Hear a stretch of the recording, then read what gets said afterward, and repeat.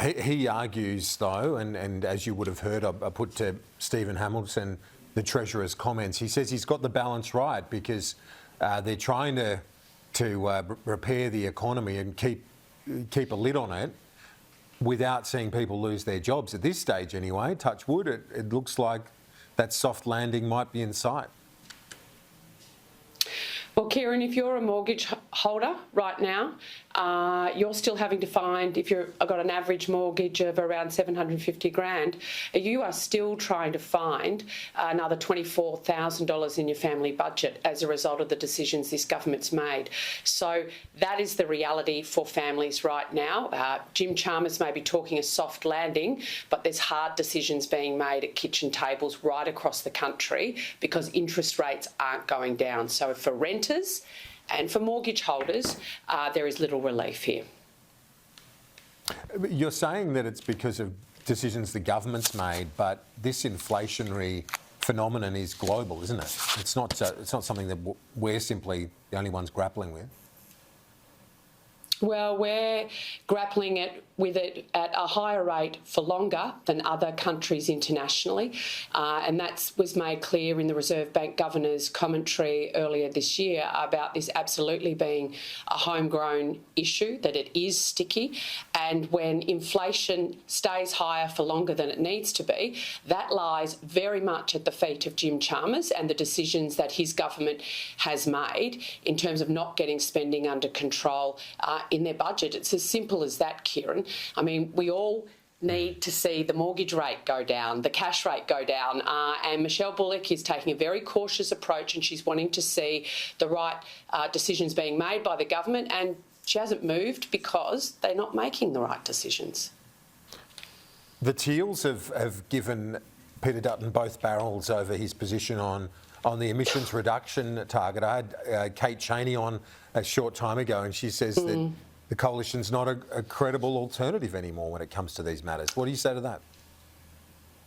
Well, Kate Chaney would say that because she, is wanting to fight a future coalition candidate in her seat. So anything she and other Teals can do to try and deride and put scare campaigns around our position on net zero is in her own personal political interests. The fact is that the coalition is steadfast in our commitment to net zero by 2050. We want a credible path. The reality is that the Labor Party's 2030 target is not going to be met. The Teals' more aggressive target also will not be met. And Australians had enough about the climate wars. They want someone with a plan that's going to be able to keep the lights on, put downward pressure on bills, lower emissions, and make sure we remain a prosperous, sovereign and safe, sustainable country post-2050. And that means renewables plus gas plus nuclear. And you don't have to be a rocket scientist, you just need to have travelled overseas.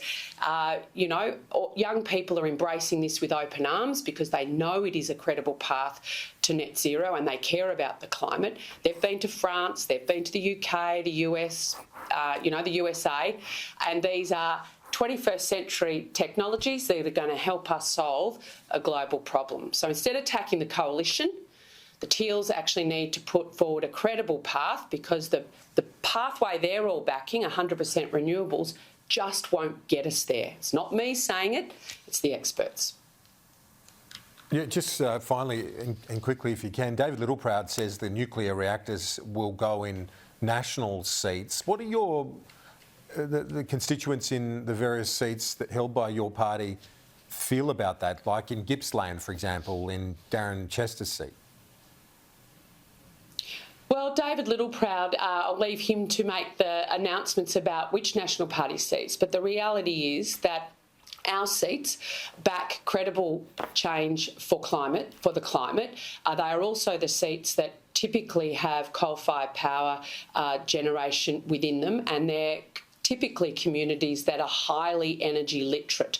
They understand the need to produce electricity and how essential that is for our industrial capacity and for jobs, particularly in manufacturing, right around the country. So our communities are very proud of who they are and what they do. And I'm sure, just like overseas, there'll be a lot of interest in being able to host our types of policies that we'll be announcing in coming weeks. We await that with interest. Bridget McKenzie, thanks. Always.